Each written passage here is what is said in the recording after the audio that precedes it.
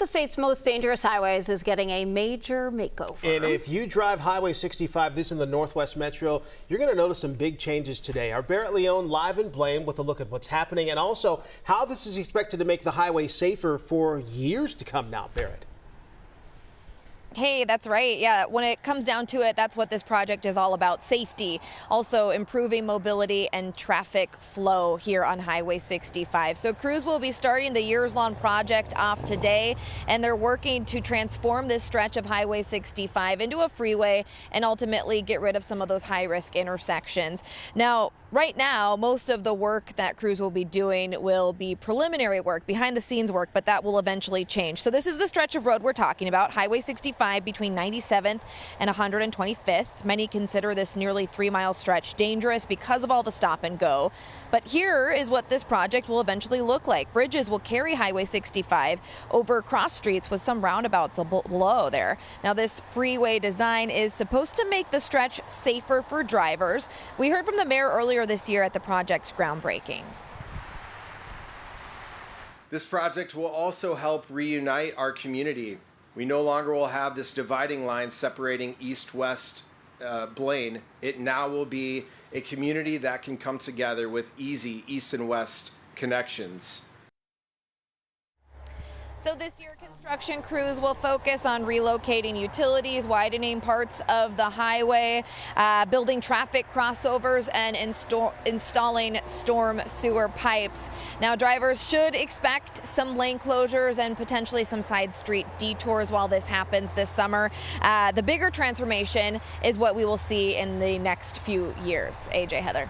That's what we can all look forward to in the next few years once this is all wrapped up, just getting underway. Barrett, we appreciate it. Thank you.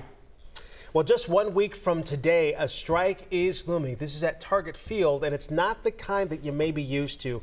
We're talking about hundreds of concession workers who say they will be walking off the job. 500 workers say they're not being paid enough to make ends meet.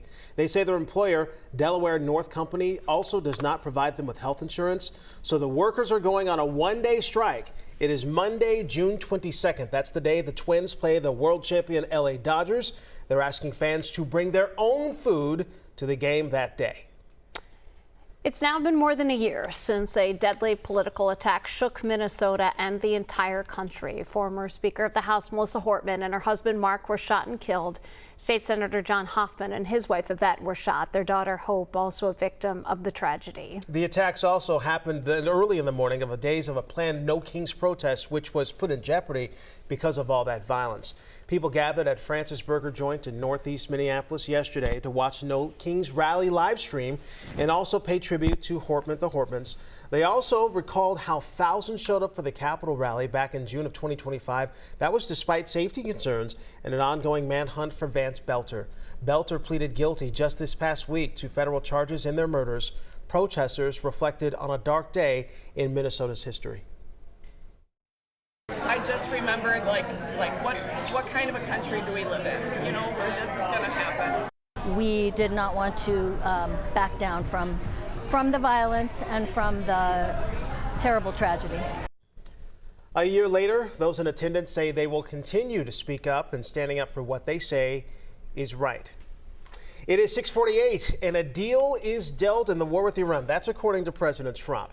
He posted that news to his Truth Social page yesterday afternoon. The deal is also set to reopen the Strait of Hormuz. But even as the deal was being finalized, Israeli strikes in Lebanon and opposition from hardliners inside Iran underscored just how fragile the moment remains. As far as signing goes, that is set for Friday in Switzerland.